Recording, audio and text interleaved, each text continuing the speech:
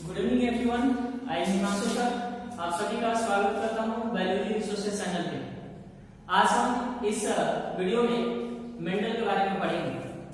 जैसे मैंने previous video में मेंडल के बारे में पढ़ाया था और उसके पश्चात मेंडल की सफलता के कारण क्या थे, मेंडल ने मटर के पौधे का शोध क्यों किया, जीन के बारे में, एरिक के बारे में, जीनोटाइप फिनोटाइप के बारे में, ये सारे टॉपिकों को हमने पढ़ा हुआ था। आप सभी, आई होप आप सबको भी समझ में आ गया होगा। अगर कोई इन सारे टॉपिकों को नहीं देखे होंगे, उसको समझ में नहीं आ रहा होगा, तो कृपया करके प्रीवियस वीडियो को देखें, तब इसे देखें, ताकि आपको बेहतर रूपों में समझ में आएगा। अगर आप शायद उस वीडियो को नहीं देखे होंगे और डायरेक्ट इस वीडियो को देखेंगे तो शायद थोड़ा कम समझ में आएगा। इसलिए रिक्वेस्ट है कि पहले उसे देखें, उसका लिंक डिस्क्रिप्शन, इस वीडियो के डिस्क्रिप्शन में आपको मिल जाएगा, तो उसको देखें, फिर इसे देखें, आपको बेहतर रूपों में समझ में आएगा। तो चलिए आज शुरू करते हैं। आज का टॉपिक है मेंडल का प्रयोग। जैसा कि हम सभी जानते हैं कि मेंडल का प्रयोग जो था वो मुख्यतः हमारे बुकों में दो देता है, एक संकर क्रॉस और द्विसंकर क्रॉस। ऐसे उनके प्रयोग कई सारे हैं, जैसे एक संकर क्रॉस, द्विसंकर क्रॉस, त्रिसंकर क्रॉस, लेकिन हमारे बुकों में, हमारे एग्जामों में सिर्फ एक संकर क्रॉस और द्विसंकर क्रॉस के बारे में पूछता है। तो हम इस पूरे वीडियो में एक संकर क्रॉस को क्लियरफाई रूप में पूरी तरीके से अध्ययन करेंगे, ताकि एक संकर क्रॉस में किसी तरीके का कोई भी क्वेश्चन आए कंपटीशन के एग्जाम में या फिर 12th के एग्जाम में आपसे न छूटे। तो आई होप आप सभी को ये वीडियो काफी पसंद आएगा। शुरू करते हैं। चलिए, यहाँ पे दिया हुआ है एक संकर क्रॉस, यानी कि मोनोहाइब्रिड क्रॉस। एक संकर क्रॉस, यहाँ नाम से पता है एक। अब संकर क्या होता है, तो इसे आप समझ सकते हो संकरण से। संकरण क्या होता है, तो संकरण एक प्रजनन की प्रक्रिया है। प्रजनन यानी कि जनन। संकरण एक जनन की प्रक्रिया है जिसमें दो विपरीत पौधे के बीच जनन कराया जाता है। जैसे दो विपरीत पौधा है, अब इन दोनों पौधे के बीच अगर हम जनन करा के नए पौधे की उत्पत्ति कराएं तो उस प्रक्रिया को हम संकरण कहते हैं। यानी कि दो विपरीत पौधे के बीच जब हम संकरण कराते हैं, जनन कराते हैं, तो उस प्रक्रिया को हम संकरण कहते हैं। तो चलिए, आप ये संकर समझ रहे हैं। तो एक संकर क्रॉस यानी कि एक, इसका डिफिनेशन देखिएगा, लिखा हुआ है कि जब एक यानी इकाई, जब इकाई लक्षण के आधार पर, जब इकाई लक्षण के आधार पर दो विपरीत यानी अलग अलग दो विपरीत पौधे के बीच संकरण कराया जाता है। जैसे मेंडल ने कराया है, यहां से मेंडल दो पौधे लिए हुए, एक मटर का लंबा पौधा है और दूसरा मटर का बौना पौधा है। तो यहाँ पे इकाई लक्षण, लंबाई का लक्षण दिया गया, एक ही लक्षण है ना, लंबाई का लक्षण। तो इकाई लक्षण के आधार पे दो विपरीत पौधे के बीच संकरण कराया जाता है, तो उसे एक संकर क्रॉस कहते हैं। मेंडल ने इसी लक्षण के आधार पे एक संकर क्रॉस बनाया गया है। हम पहले इसको कंफर्म कर लेते हैं, उसके पश्चात अलग लक्षणों पे भी आपको समझा देंगे और दोनों पे भी देंगे। तो ध्यान दीजिए, एक संकर क्रॉस एक लक्षण के आधार पे, जब एक लक्षण के आधार पे दो विपरीत पौधे के बीच संकरण कराया जाता है तो उसे एक संकर क्रॉस कहते हैं। तो हम इस पूरे डायग्राम से हम समझने की कोशिश करते हैं। जैसा कि यहाँ पे इस पौधे का लक्षण है लंबा और इस पौधे का लक्षण है बौना। आपको प्रीवियस वीडियो में मैंने जीन के बारे में बताया था। जीन क्या होता है, तो जीन जो होता है ना, अनुवांशिकी की एकदम सबसे छोटी इकाई होती है। यानी आपके शरीर के जो भी लक्षण है ना, किसी भी लक्षण की अनुवांशिकी की सबसे छोटी इकाई को हम जीन कहते हैं। यानी कि आपका कोई भी लक्षण हो वो जीनों से नियंत्रित होता है। जैसे आप गोरे हो तो उसका भी कारक जीन ही है, अगर आप इंटेलिजेंट हो तो उसका भी कारक जीन है, अगर आप लंबे हो तो उसका भी कारक जीन है, अगर कोई प्लांट जो है व्हाइट पुष्प देता है तो उसके भी कारक जीन है, अगर कोई प्लांट येलो पुष्प देता है तो उसके भी कारक जीन है। तो किसी भी जीव के कोई भी लक्षण हो, कोई भी गुण हो, उसके कारक जो है वो जीन है। और इसमें प्रीवियस वीडियो में मैंने बता चुका था कि जीन जो होते हैं ना, हमेशा जोड़े में होते हैं। जोड़े यानी कि किसी भी लक्षण के जीन होंगे जोड़े में। जैसे मान लो यहाँ पे बौने का लक्षण है, ये जोड़े में जीन होंगे। यानी कि ऐसा नहीं लिख देंगे कि लंबे बौने का जो जीन है वो एक टी, डबल टी से सूचित करना होगा, और लंबे का यहाँ पे डबल टी से सूचित कर दिए। मेंडल ऐसे नहीं किए हैं। लंबे मटर के पौधे के जो जीन है वो बड़े डबल टी से सूचित किया है मेंडल ने, जबकि बौने मटर के पौधे के जीन को छोटा डबल टी से सूचित किया है। यानी यहाँ पे कैपिटल लेटर, यहाँ पे स्मॉल लेटर का यूज कर दिया है। तो हम लंबाई के लक्षण के आधार पे दो पौधे के बीच क्रॉस कराते हैं। आप जैसा कि जानते हैं कि लंबे मटर के पौधे का जो जीन है वो बड़ा डबल टी, और बौने मटर के पौधे का जो जीन है वो छोटा डबल टी। अब हम इन दोनों पौधे के बीच जरण कराते हैं, यानी संकरण कराते हैं। अब एक बात आप जैसा जानते हो कि मानव में मेल होते हैं और फीमेल होते हैं। मानव के प्रत्येक कोशिका में 46 क्रोमोसोम होते हैं और फीमेल के भी प्रत्येक कोशिका में 46 क्रोमोसोम होते हैं। मानव के शुक्राणु बनते हैं और मानव के मेल के शुक्राणु बनते हैं और फीमेल के अंडाणु बनते हैं। जब ये दोनों मिलते हैं तो जाइगोट बनता है और उससे एक बच्चे की उत्पत्ति होती है, एक संतति की उत्पत्ति हो जाती है। अब ध्यान दीजिएगा, वैसे ही ये इसे ऐसा तो होता है कि पौधे कुछ ऐसे पौधे होते हैं जैसे मटर भी है, एक ही सेल में मेल और फीमेल दोनों हैं। तो अगर एक ही सेल में है तो एक ही जैसे संतान उत्पन्न होगा। लेकिन अगर इसका हम मेल ले लेते हैं, इसका मेल जैसे इसका परागकण का यूज कर ले, इसका अंडाणु का यूज कर ले, तो दोनों गुणों का संगम होगा ना। जैसे यहाँ देखिए मेल और फीमेल, जब शुक्राणु इनका और अंडाणु इनका, जैसे हमारा आपका जन्म जो है हमारे माता पिता से हुआ है, तो हम सब में माता पिता दोनों के गुण दिखते हैं। तो वैसे यहाँ पे भी करते हैं। तो जैसे इनका जैसे परागकण ले लिया गया, लंबे मटर के पौधे का मेल और बौने मटर के पौधे का फीमेल, या इसका फीमेल या इसका मेल, किसी का भी कोई ले, तो दोनों के बीच हम जब क्रॉस कराएंगे तो जो संतति उत्पन्न होगा, क्या उससे निष्कर्ष निकलते हैं, इन सारे एक्शन का क्रॉस हमें पढ़ने हैं। एक्शन का क्रॉस के आधार पर दो मेंडल नियम दे दिए हैं, प्रबलता का नियम और पृथक्करण का नियम, जिसे युग्मक की शुद्धता का नियम भी से कहते हैं। तो ध्यान दीजिएगा, यहाँ पे दिया गया है कि लंबा मटर के पौधे का जो जीन है वो बड़ा डबल टी, और बौने मटर के पौधे का जो जीन है वो छोटा डबल टी। तो जैसे युग्मक जब भी बनेगा, युग्मक यानी कि आप बोल सकते हो गैमेट, तो युग्मक कभी भी बनता है ये अर्धसूत्री विभाजन से बनता है। जैसे यहाँ पे देख लीजिए, ये जैसे 46 मानव की प्रत्येक कोशिका में 46, तो मेल के बीच कोशिका में 46, फीमेल के बीच 46। अगर सपोज है शुक्राणु 46 क्रोमोसोम का बन जाए और अंडाणु 46 क्रोमोसोम का, तो बच्चा जो होगा तो 92 क्रोमोसोम का बन जाएगा, क्योंकि दोनों को मिलने से बनता है। तो क्या जीवन संभव होगा? नहीं होगा। आप ध्यान रखिएगा, अगर एक क्रोमोसोम में किसी प्रकार के कोई परिवर्तन आ जाते हैं तो जीवन संभव नहीं होता है, और जीवन बनते भी हैं तो वो किसी प्रकार के लक्षणों को प्रस्तुत नहीं कर पाते हैं। तो एक क्रोमोसोम पे ये स्थिति उत्पन्न होती है, तो क्रोमोसोमों का डबल हो जाए तो जीवन संभव की कल्पना ही नहीं कर सकते हैं। तो इस कंडीशन में हमेशा क्रोमोसोम का अर्धसूत्री विभाजन होता है, यानी आधा बनता है। तो यहाँ पे 46 क्रोमोसोम है तो यहाँ पे 23 बनेगा, यहाँ 46 है तो 23 बनेगा, यानी हमेशा युग्मक जो है वो अर्धसूत्री विभाजन से बनता है, यानी हाफ आते हैं क्रोमोसोम। तो अब दोनों मिलेंगे तो 46 बन गया। अब जीवन संभव होगा। ये 46 अपने मम्मी पापा के समान होगा, आधे 23 मेल से आए पापा से, आधे मम्मी से, इसलिए बच्चा जो है दोनों के लक्षण को प्रस्तुत करता है। इसका और कुछ कंक्लूजन है, आगे आप डिटेल्स में पढ़ लेंगे। अब यहाँ देखिएगा, हमेशा युग्मक अर्धसूत्री विभाजन से बनता है, तो यहाँ पे भी युग्मक अर्धसूत्री विभाजन से बनेगा। तो जैसे अब इसका अर्धसूत्री विभाजन करें, तो जैसे मान लीजिए कि दो परागकण बना दिए होंगे, तो एक टी इसमें आ गया, एक टी इसमें आ गया। यहाँ पे दो अंडाणु बना दिए, तो एक टी इसमें आ गया, एक टी इसमें आ गया। अब ध्यान दीजिएगा, अब इस वाले परागकण को इस वाले अंडाणु से मिलाया हमने, तो बड़ा टी छोटा टी मिला। इस वाले परागकण को इस वाले अंडाणु से मिलाया, तो बड़ा टी छोटा टी, दोनों से पौधे बनेंगे।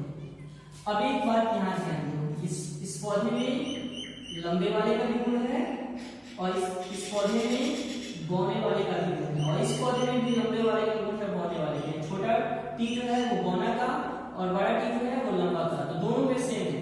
मेंडल कहते हैं कि जब किसी भी संतति में दो विपरीत लक्षण के जब जीन आते हैं, दोनों विपरीत लक्षण है, जब किसी भी संतति में दो विपरीत लक्षण के जीन जब एक साथ आते हैं, आ चुका है, इसमें एक का प्रभाव दिखता है जबकि दूसरे का प्रभाव नहीं दिखता है। तो यानी कि मेंडल के अनुसार इन दोनों में से किसी एक का प्रभाव दिखेगा। जैसे मेंडल माने हैं कि ये F1 पीढ़ी है, तो इसके सभी सदस्य जो है ना वो लंबा होगा, यानी सभी के सभी लंबे होंगे मेंडल के अनुसार।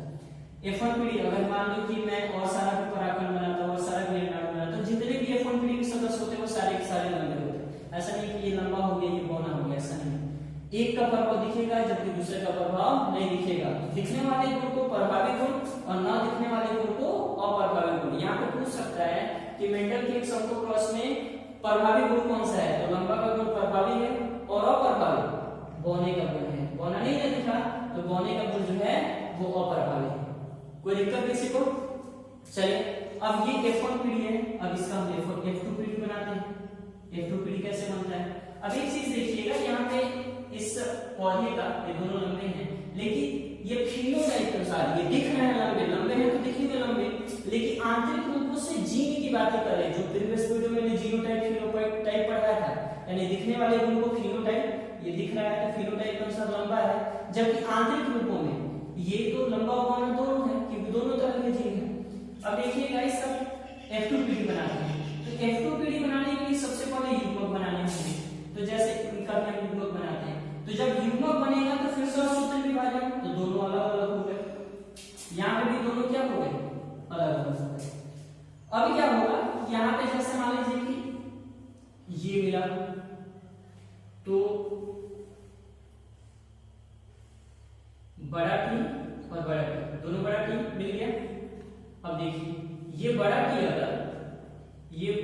अगर इस छोटे टी से मिल जाए तो बड़ा टी छोटा टी, देखिएगा ये बड़ा टी इस बड़े टी से मिला, ये बड़ा टी इस छोटे टी से मिल सकता है, ये छोटा टी इस बड़े टी से मिल सकता है, इसको टी और टी भी लिख सकते हैं, ये छोटा टी इस छोटे टी से भी मिल सकता है, तो डबल छोटा टी। तो F2 पीढ़ी में आप तीन तरीके की संतति देख सकते हो, एक तो बड़ा टी वाला, छोटा टी वाला, और एक बड़ा टी छोटा टी वाला। ये दोनों देखिए, बड़ा टी छोटा टी इसमें है, इसमें भी एक बड़ा टी छोटा टी, तो तीन तरीके की संतति देख सकते हो। अब एक बात बताना, ये क्या होगा, ये क्या होगा, तो ये इसके जैसा है, सेम इसके जैसा है, तो ये लंबा है, तो ये भी क्या होगा, लंबा होगा। इसको देखो, बड़ा छोटा टी, ये सेम इसके जैसा है, तो ये बौना है, तो ये क्या होगा, बौना। समझिएगा, लेकिन इन दोनों को देखिए, ये एक जैसे हैं, ये किसके जैसे, इन दोनों में किसी के जैसा नहीं है, ये F1 पीढ़ी के सदस्य के जैसे है ना, F1 पीढ़ी के सदस्य के जैसे हैं, तो ये F1 पीढ़ी के सदस्य ऐसे ही हैं, बड़ा टी छोटा टी सेम है। तो F1 पीढ़ी के सदस्य क्या है, लंबे, तो ये भी क्या होंगे, लंबे होंगे। तो यानी कि F2 पीढ़ी में अगर चार संतति बनते हैं, चार बच्चे बनते हैं, तो तीन एक जैसे बनते हैं, तीन लंबे हैं जबकि एक बौने हैं। यानी अगर आता है कि एक मेंडल के समकोह क्रॉस में F1 पीढ़ी में फिनोटाइप के अनुसार F2 पीढ़ी का अनुपात क्या है, तो 3:1, लंबा 3 और बौना 1, 3 लंबा है ना, फिनोटाइप के अनुसार यानी दिखने के अनुसार, तो लंबा 3 है तो 3 लंबा और 1 बौना। अगर जीनोटाइप पूछते, जीन की संरचना क्या है, तो शुद्ध रूप में तो लंबा एक ही है ना, इसमें दोनों जीन लंबे वाले हैं, तो लंबा 1 और बौना भी कितना है, 1, लेकिन मझेला कितना है, जो दोनों के लक्षणों को प्रस्तुत किए, यानी आंतरिक रूपों में ये दोनों के लक्षण इसमें है, लंबा और बौना दोनों है, तो 2। तो जीनोटाइप के अनुसार 1:2 यानी लंबा 1 और लंबा और बौना दोनों का गुण, तो वैसे पद 2 और शुद्ध बौना जिसको बोल सकते हैं, ये कितना 1 1:2 जीनोटाइप के अनुसार और फिनोटाइप के अनुसार यानी कि दिखने के रूप में, तो 3:1। तो यहाँ एक बार और समझ सकते हैं कि मेंडल का जो प्रयोग था वो एक समकोह क्रॉस में एक लक्षण को लिया गया, जैसे मैंने पहले ही बता चुका है, लंबा और बौना। जब लंबे का कोई भी जो लक्षण होता है उसके जीन जोड़े में होते हैं, तो जोड़े में इसके भी जोड़े में, इसके भी जोड़े में। लेकिन जब युग्मक बनता है तो ये क्या हो जाते हैं, युग्मक बनते समय यह और सूत्र विभाजन करते हैं, और सूत्र विभाजन हुआ, दोनों अलग अलग हो गए। और उसके पश्चात F1 पीढ़ी में जो संतति उत्पन्न हुए उसमें दोनों का गुण आया, देखिए एक का गुण दिखा और एक का नहीं दिखा, दिखने वाले गुण को प्रभावी, न दिखने वाले गुण को अप्रभावी जो है बौना है, और प्रभावी क्या है, लंबा है। और फिर F1 पीढ़ी की संतति के बीच हमने क्या कराया, क्रॉस कराया। अब एक सिंपल इससे 2 नियम मेंडल ने दिया हुआ है, इससे 2 नियम दिया है। अब उस दोनों नियम को हम देखते हैं, थोड़ा सा समझिएगा दोनों नियम को। पहला नियम कहता है कि प्रभाविता का नियम, यानी कि लॉ ऑफ डोमिनेंस, प्रभाविता का नियम। ये बड़ा सिंपल है। आपने देखा कि F1 पीढ़ी में जब दो विपरीत जीन एक साथ आते हैं तो एक का प्रभाव दिखता है और दूसरे का प्रभाव नहीं दिखता है, तो दिखने वाले गुण को प्रभावी जबकि न दिखने वाले गुण को अप्रभावी गुण कहते हैं। तो इसी को मेंडल ने बताया प्रभाविता का नियम, यानी मेंडल के अनुसार जब दो विपरीत लक्षण एक साथ आते हैं तो एक का प्रभाव दिखता है जिसे हम प्रभावी लक्षण कहते हैं, जबकि एक का प्रभाव नहीं दिखता है जिसे अप्रभावी लक्षण कहते हैं। इसे ही मेंडल ने क्या बताया है, इसी प्रभावी को प्रभाविता का नियम बताया है। अब नेक्स्ट है पृथ्वीकरण का नियम। क्या है? पृथ्वीकरण का नियम। यहाँ ध्यान दीजिएगा कि जब F1 पीढ़ी का एक संतति था, बड़ा टी छोटा टी, एक संतति था बड़ा टी छोटा टी, ये इसके युग्मक बने थे F2 पीढ़ी बनाने के लिए। जैसे यहाँ पे F2 पीढ़ी बना था तो इसके युग्मक बने थे, तो दो युग्मक बने थे, इसके भी दो बने थे। तो ये विपरीत लक्षण एक साथ आ गए थे, F1 पीढ़ी में आ गए थे विपरीत लक्षण एक साथ। लेकिन जब अगली पीढ़ी में जब युग्मक बनता है ना तो दोनों लक्षण पुनः क्या हो जाते हैं, अलग हो जाते हैं। यानी दोनों जीन, दो विपरीत जीन एक साथ आते हैं, दो विपरीत जीन एक इसमें का और एक इसमें का एक साथ आ गए। लेकिन जब इस संतति का युग्मक बनेगा नेक्स्ट संतति बनाने के लिए, तो दोनों के दोनों जीन पुनः पृथक हो जाएंगे, यानी एक दूसरे से अलग हो जाएंगे।